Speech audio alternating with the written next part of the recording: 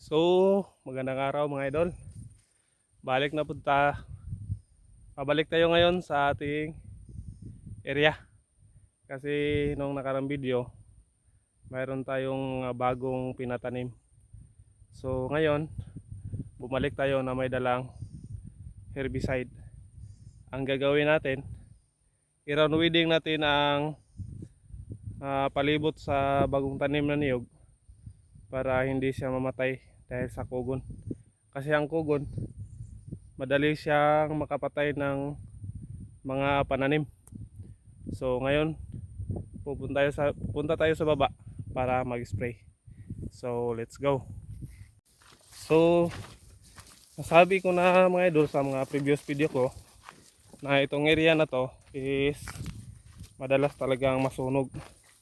Kaya ang gagawin natin ngayon, mag-spray tayo ng herbicide palibot sa ating tanim na niyog. Kahit paano, kung masunog man ay hindi siya totally na masusunog. Kung masusunog man, yung dahon lang maabot ng apoy. So ito ang area ko na inisprehan na ng herbicide. Ayan, kung makikita nyo, patay ang kanyang libot ng bagong tanim. Pati dito sa baba may patay na mga dahon na kugon. So ngayon doon naman tayo sa bagong tanim na niyog. Kasi magandang mag-spray ngayon kasi mainit. Sabi ng nila El Niño na daw. So ngayon mag-spray tayo para kahit paano yung tanim natin na niyog hindi masaut sa kugon at makatubo siya kahit paano. So let's go. So ayan na siya.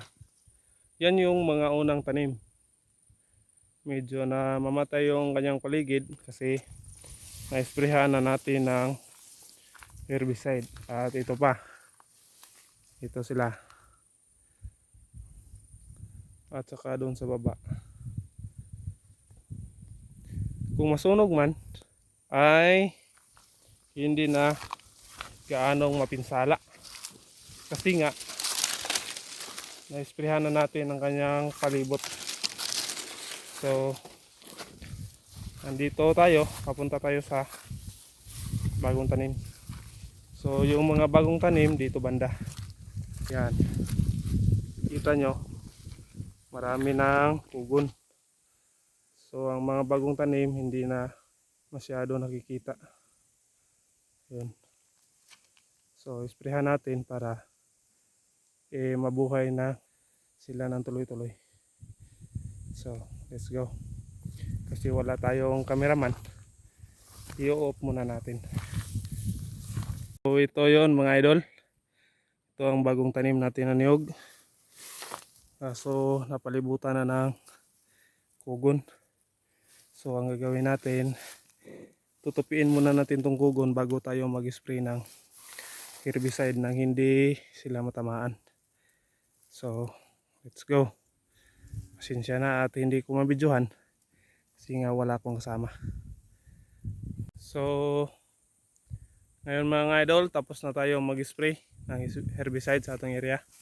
Ito ang ating na-sprayhan. Ayan, yung mga bagong tanim. Yan, may katabi ang bagong tanim, pati yung sa baba o sa taas. At ito pa, mga bagong tanim yan. At saka nandun pa sa itaas. So mga maliliit pa. At ito banda, itong dalawang puno ay hindi ko natapos kasi naubusan tayo ng herbicide. At pumunta tayo dito ng isa lang load. Hindi tayo nagdala ng reserba kasi ito at malayo sa area. Kaya kung makadalaw man tayo, magdadala lang tayo ng herbicide kahit papano.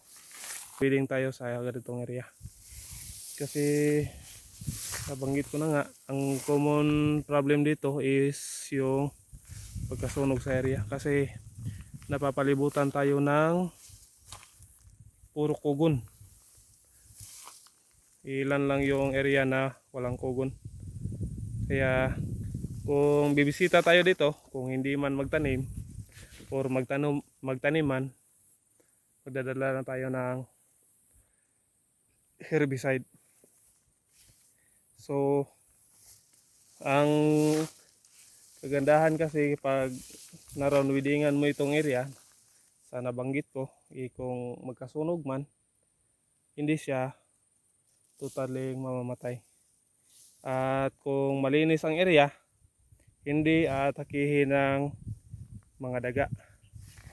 So ayan, ito ang, kung may tanong nyo kung anong herbicide na gamit ko, is yung Roundup. Ito buong area pinagmaintenan ko. Ayan, ayan mga bagong tanim yun sa baba. At itong mga malalaki na is 1 year wala nang pagtanim. So itong lahat ng area na to ay puro ito tall variety. Tall variety ito. Itong area to may natanim na, kaso nga napabayaan. Ito yung kasabayan niya. Yung mga malalaking niyog na nasa likod. At kasabayan niya dahil sa hindi na alagaan ng maayos. Yan, yung malaki na yan is kasabay nung dalawa na nasa likod. Namumunga na. So ito, i-maintain na natin. Kung wala mang aberya ang mangyayari, mapalaki ito natin ng ayos at maalagaan. So yun lang. Sa mga nagbabalak magtanim dyan na medyo makugon yung area, ganito lang ang i-apply ninyo. Hindi natin i-sprayhan ng herbicide lahat ng area. Kasi kung bulubundokin ang ating area at i-sprayhan natin lahat, soil erosion ang posibleng mangyari. Kaya ang gagawin natin, i-round weeding lang natin ang area para kahit paano malinis ang paligid ng ating tanim, at kung masunog man, hindi siya madadamage. Kung madamage man, iyong dahon lang, at mapapalitan din naman yun kalaunan. So yan, continue farming, magbubukid, let's go.